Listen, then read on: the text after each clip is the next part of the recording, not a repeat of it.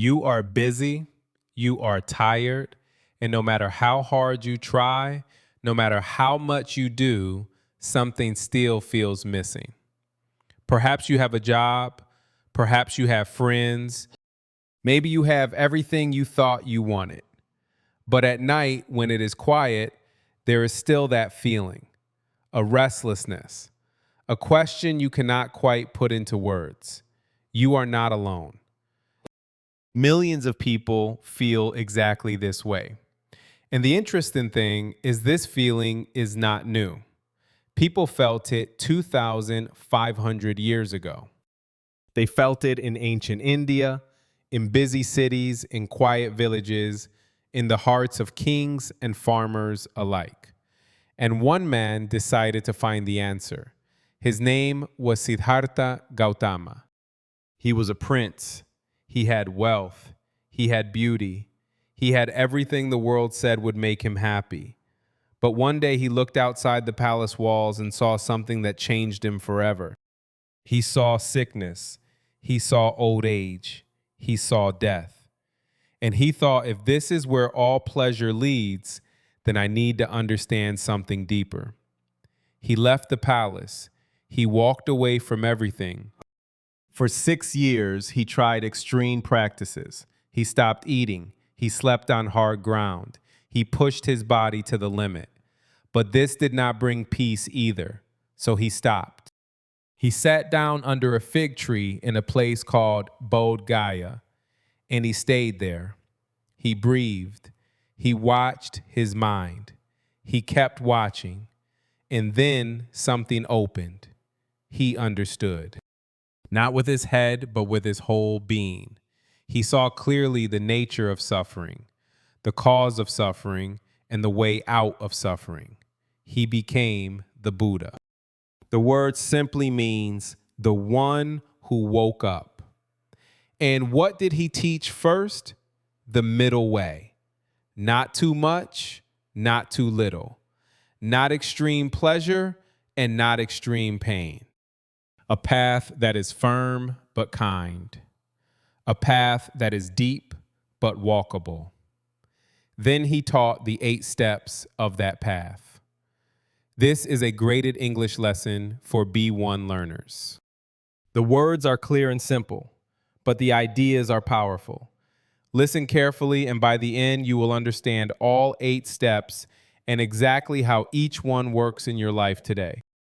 The path is simple. The peace is real. Step 1, right understanding. Let us begin at the beginning. Before you can change anything, you must first see clearly. That is the first step, right understanding. But what does it mean to see clearly? It means this. Most of the suffering in your life does not begin with what happens to you. It begins with how you see what happens to you. Think about it. 2 people lose their jobs on the same day. One person thinks, my life is over. I am a failure. Nothing will ever be okay again. The other thinks, this is painful, but things change. I will find a way forward. Same situation, 2 completely different experiences.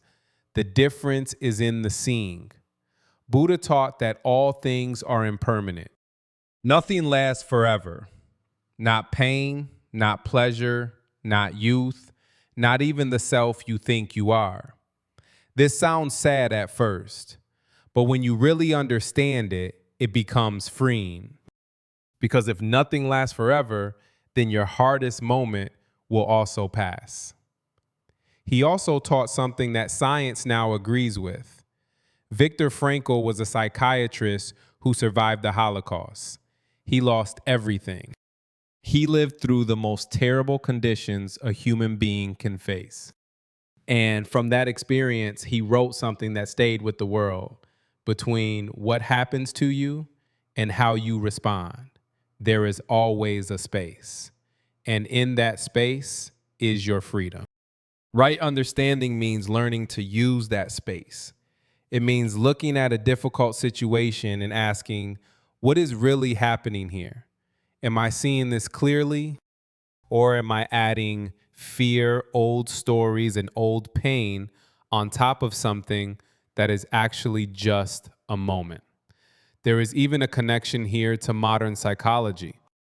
Cognitive behavioral therapy, a widely used form of therapy today, is built on a similar idea. Distorted thinking creates unnecessary suffering. When you change how you see, you change how you feel. A reactive mind sees a problem and immediately starts to burn.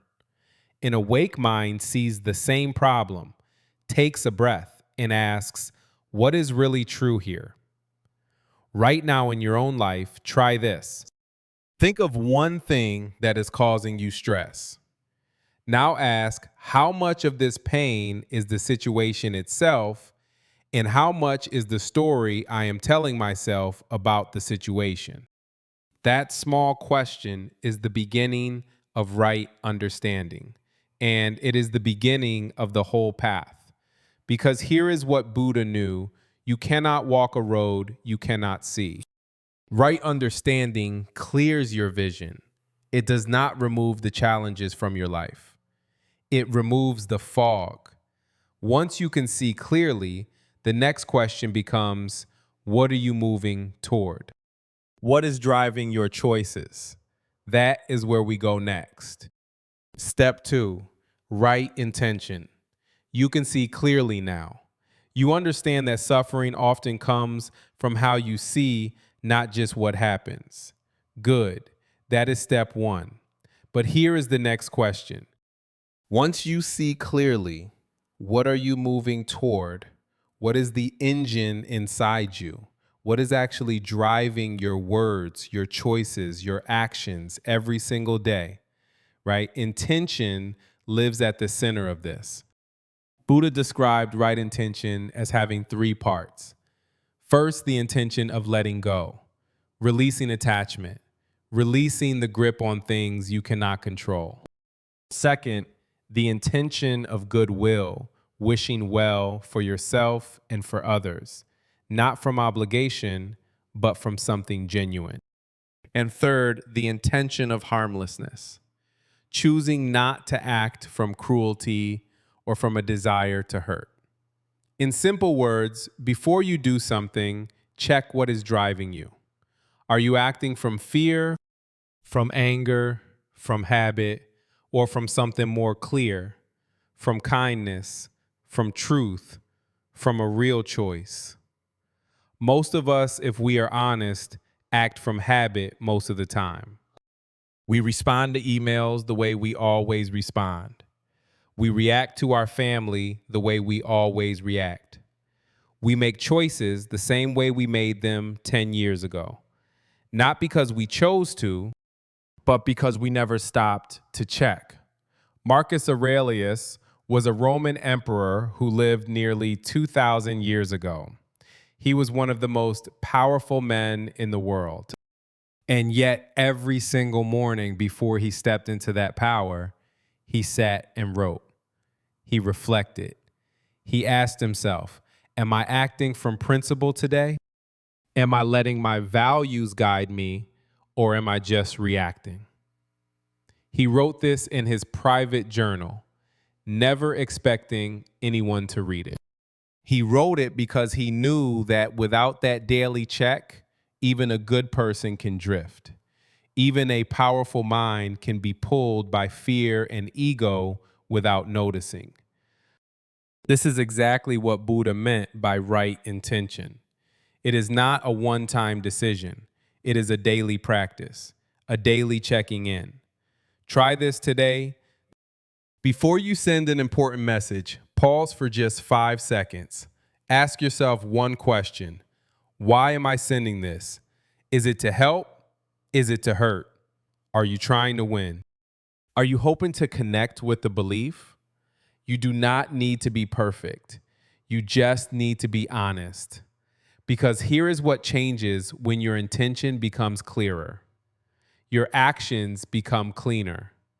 Your relationships become easier. Your mind becomes quieter. Not because the world changed, but because you stopped adding unnecessary fire to it. Most people act from habit, The Eightfold Path asks you to act from choice. And once your inner world is cleaner, your intentions honest, you're seeing clear, that inner world begins to express itself outward. It begins to express itself in your words. Step 3, right speech. Words are seeds. You plant them and walk away, but they keep growing. Long after the conversation is over, the words stay. In the heart of the person who heard them, in the air of the relationship, in the memory that plays back at 2 in the morning when neither of you is sleeping. Buddha took speech very seriously. He dedicated an entire step of the path to it. And when you think about how much pain in human life comes from words, from one careless sentence, from one angry text, from one lie told to avoid a difficult moment, you begin to understand why. Right speech has 4 parts. Speak what is true, speak what is kind, speak what is necessary, and speak at the right time. If something does not meet these conditions, then the wisest path is often silence. Thich Nhat Hanh, the Vietnamese Buddhist monk and teacher, spent his life bringing these ancient teachings into modern language. He often spoke about the power of mindful speech in ordinary daily life, not in monasteries or meditation retreats, but in kitchens, in offices, in family dinners, in phone calls. He understood that the way we speak to each other is not a small thing. It is one of the most powerful things. Think about the person you know who always seems to make a room feel better when they speak. They are not necessarily louder or smarter than others, but there is something in their words, a care, a consideration, a sense that they actually thought before they opened their mouth. That is right speech in action. Now think about a time you sent a message in anger. You typed fast, you felt righteous, you pressed send. And then 3 minutes later or 3 days later, you wished you had not. The words were out, the seed was planted, and you could not take it back.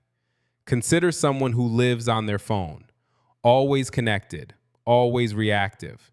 A friend says something that feels like a criticism. Within 30 seconds, there is a reply. Sharp, defensive, a little cruel. The friend reads it, goes quiet. The relationship cools by a few degrees, and both people wonder later why they feel so alone.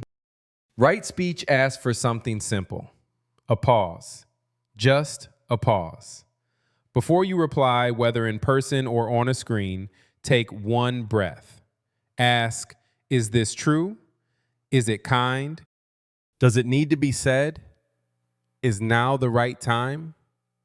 You will be surprised how many messages you decide not to send and how much lighter you feel for it. You will also be surprised by what happens when you do speak clearly, kindly at the right moment. People lean in, they trust you, they feel safe. And that safety is the foundation of every meaningful relationship you will ever have. The path is simple. The peace is real. Your words shape your world more than you know. Use them well. And once your words are aligned with your values, the next step asks, what about your actions? Step 4, right action. You have seen clearly. You have checked your intentions. You have chosen your words with care. Now comes the question that lives in the body, in the hands, in the everyday decisions of your life. What do you actually do? Right action is the step where the path becomes most visible. Not just in your mind, not just in your words, but in what you choose to do and what you choose not to do. Buddha gave 3 traditional guidelines here. Do not harm living beings. Do not take what does not belong to you. Do not engage in actions that hurt yourself or others through dishonesty or the misuse of intimacy. These three cover most of the damage that human beings cause each other across a lifetime. But right action is not only about the dramatic moments, it is not only about the obvious wrongs. It lives in the small, quiet choices that nobody sees. Consider the choice to scroll for 2 hours when you know it is making you feel worse. Consider the choice to gossip about a colleague when you know the words will travel further than you intend. It lives in the small unkindnesses, the impatient sigh, the dismissive reply, the moment you walked past someone who needed help because it was slightly inconvenient. These small things accumulate. Every choice you make either moves you closer to the person you want to be or a little further away. There is no standing still. Here is a simple test that Buddha would recognize even in modern language. After you do something, after you make a choice, send a message, take an action. Ask yourself this: do I feel lighter or heavier? Not immediately, not in the rush of the moment, but when the dust settles, when you are honest. The actions that align with your values leave you feeling lighter, cleaner, more like yourself. The actions that contradict your values leave a residue, a weight you carry quietly. Right action is not about being perfect. It is about being honest. It is about noticing the weight. A long list of rules is not necessary. You need a clear conscience and the willingness to listen to it.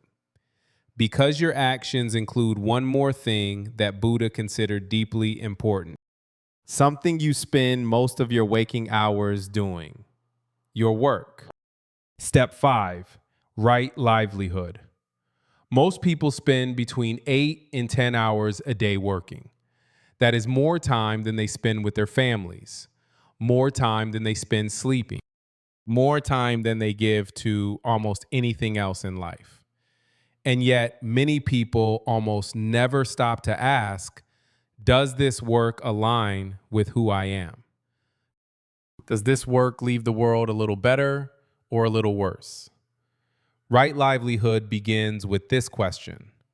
Buddha was specific about the kinds of work that go against the path. Work that harms living beings. Work built on deception. Work that exploits people's weaknesses. In his time, he named things like trading in weapons, trading in living beings, producing poisons. The details are ancient, but the principle is entirely modern. Think about it this way. If your work requires you to deceive people in order to succeed, that is not right livelihood. If your work makes the world more harmful, more fearful, more broken, that is not right livelihood. If every evening you come home feeling hollowed out, not tired in the good way of honest effort, but empty in a way that rest does not fix, that is a signal worth listening to. There is a pattern many people recognize. Someone who built a successful career by every external measure: good salary, respected title, a life that looks exactly right from the outside. But inside, there is a quiet question that never fully goes away. Is this it? Is this what I am spending my one life on? That question is not weakness. That question is wisdom asking to be heard. Now, right livelihood does not mean everyone must quit their job tomorrow and become a monk or a teacher or a farmer. That is not the point. The middle way, remember, is not extreme. It is sustainable. Right livelihood asks something more nuanced. It asks, within the work you do, are you acting with integrity? Are you treating the people around you, colleagues, customers, strangers with basic human dignity? Are you contributing something, however small, that is genuinely useful? And if the answer is clearly no, if the work itself is built on harm, then right livelihood asks you to look honestly at that, not to judge yourself, but to acknowledge the cost and to ask whether there is a better way. Because how you make your living is not separate from how you live. It is one of the largest expressions of your values that you have. You spend your energy there, you spend your attention there, you spend your time there, and time is the one thing you cannot make more of. The person who finally pauses and asks, "What am I actually building here?" is not having a crisis. They are, for perhaps the first time in years, walking the path. Your work is not just a means to an end, it is part of the path itself. And now that the outer life is coming into alignment, the actions, the livelihood, the choices, the path turns inward. Because all of this requires energy, and that energy must be tended. Step 6, right effort. Here is something that modern culture gets almost completely wrong about effort. It tells you to push harder, to hustle more, to outwork everyone around you, to treat your own tiredness as weakness, to grind until you break and then get up and grind again. Buddha watched human beings for decades after his awakening. He watched how they suffered. And one of the things he saw clearly was this: most people exhaust themselves fighting their own minds. They fight against their fears, against their habits, against their doubts. They treat their inner life like a battlefield, and they wonder why they are always tired. Right effort is not that. Right effort is gardening. A gardener does not scream at the weeds. A gardener does not punish the soil for not producing flowers fast enough. A gardener tends. They remove what does not serve. They water what they want to grow. They return every day, quietly, patiently. Not because they are weak, but because they understand that growth takes time and that steady hands do more than frantic ones. Buddha described right effort in 4 movements. Prevent harmful states from arising in the first place. Release harmful states that have already arrived. Cultivate good states that are not yet present. Maintain good states that are already growing. Notice what is not in that list: force, punishment, shame, desperation. Right effort is about direction, not intensity. This connects to something that modern neuroscience has confirmed. The brain changes through repeated, patient practice. Neuroplasticity, the brain's ability to rewire itself, does not happen through dramatic, single moments. It happens through small, consistent choices made again and again over time. Every time you choose patience over reaction. Every time you return to a healthy habit after breaking it. Every time you notice a harmful thought and gently redirect. You are physically reshaping the architecture of your mind. You are gardening your own brain. Right effort also means being honest about your energy. Some days the garden grows beautifully. Some days a storm comes through and everything looks worse than before. Right effort does not demand that you perform perfectly on the storm days. It asks only that you return, that you come back to the path, that you do not quit because one day was hard. The scattered mind burns hot and collapses. The steady mind maintains a slow, warm flame. And it is the slow, warm flame that actually illuminates anything. Burnout does not come from working hard. It comes from working in the wrong direction, fighting yourself, fighting reality, forcing outcomes that cannot be forced.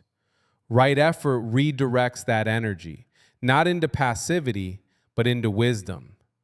Tend more carefully, fight less, return always. The path is simple, the peace is real. And what makes all of this possible, the tending, the returning, the choosing, is the ability to actually see what is happening inside you as it happens. To be present enough to notice, to be awake enough to choose. That is the gift of the next step. Step 7, right mindfulness. You have probably heard the word mindfulness many times. It appears on apps. It appears in corporate wellness programs. It appears on the covers of magazines, next to pictures of people sitting peacefully on mountains. And because of this, many people think they already know what it is. They think it means relaxing, or thinking positive thoughts, or clearing the mind completely until nothing is there. But that is not quite what Buddha meant.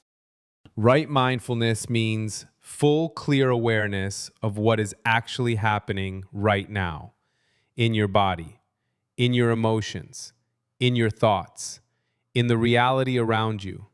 Not what you wish were happening, not what happened yesterday, not what might happen tomorrow, what is actually here right now in this moment. It sounds simple. It is one of the most difficult things a human being can practice because the untrained mind does not like to stay here. It drifts backward into memories. It leaps forward into worries. It narrates, it judges, it plans, it replays. Most people spend a large part of their waking life somewhere other than where they actually are. They eat breakfast while thinking about the meeting. They sit in the meeting while thinking about the problem at home. They sit at home while scrolling through other people's lives on a screen. They go to bed still carrying the noise of the day, unable to find the door to stillness. This is not a character flaw. It is what an untrained mind does. And the word untrained is important because it means it can be trained. Thich Nhat Hanh taught something that many people found almost too simple when they first heard it. He said, wash the dishes to wash the dishes. Not to finish washing the dishes, not to get to the next thing. Wash them because this is what you are doing right now. Feel the water. Feel the weight of the bowl. Be here in this small moment completely. And then he said, if you can wash dishes mindfully, you can do anything mindfully. Buddha described 4 foundations of mindfulness. The body, noticing physical sensations, your breath. The feeling of your feet on the ground. Emotions, noticing what you are feeling without immediately trying to fix or escape it. Thoughts, noticing what the mind is doing without becoming every thought. And phenomena, noticing the nature of experience itself, how things rise and fall. Think about what this looks like in ordinary life. It is eating one meal without your phone, actually tasting the food. It is listening to someone speak and giving them your complete attention, not planning your reply while they are still talking. It is noticing when you feel anxious, exactly where that anxiety lives in your body. The tightness in the chest, the shallow breath, and staying with it for 3 seconds instead of running from it. There is a feeling many people know well, the feeling of not being able to sit still, of filling every quiet moment with noise, with scrolling, with something, anything, to avoid being alone with your own mind. You sit down to be quiet for the first time and last, 45 seconds before reaching for the phone. You try again the next day and the day after. Slowly, something changes. Not dramatically, not all at once, but a small space begins to open between the thought and the reaction. A small silence begins to be bearable. And then gradually, something more than bearable, something close to home. You cannot change what you cannot see. Mindfulness is the seeing. Becoming a monk is not part of it. It does not ask you to sit still for hours. It asks you to come back. Come back to this breath. Come back to this moment. Come back to the only place where life is actually happening. And when the mind becomes present, genuinely, stably present, it becomes capable of something deeper, something quieter, something that holds everything. Step 8, right concentration. There is a reason why when you look into moving water, you cannot see the bottom. The surface is broken. The light scatters. Everything beneath is blurred and uncertain. But when the water is still truly still, you can see all the way down. Every stone, every shadow, every quiet thing that lives below. Your mind works the same way. A scattered mind cannot see clearly. It is too busy moving, too busy jumping from thought to thought, from notification to notification, from worry to memory to plan. It is not a broken mind.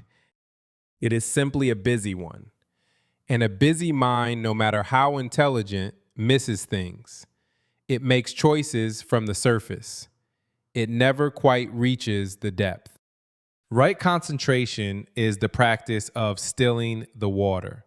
It is the final step of the Eightfold Path, and in many ways, it is the foundation that makes all the other steps deeper. Because when the mind can be truly quiet, truly focused, the understanding becomes clearer. The intentions become purer. The actions become more aligned. Everything upstream improves when this one thing is in place.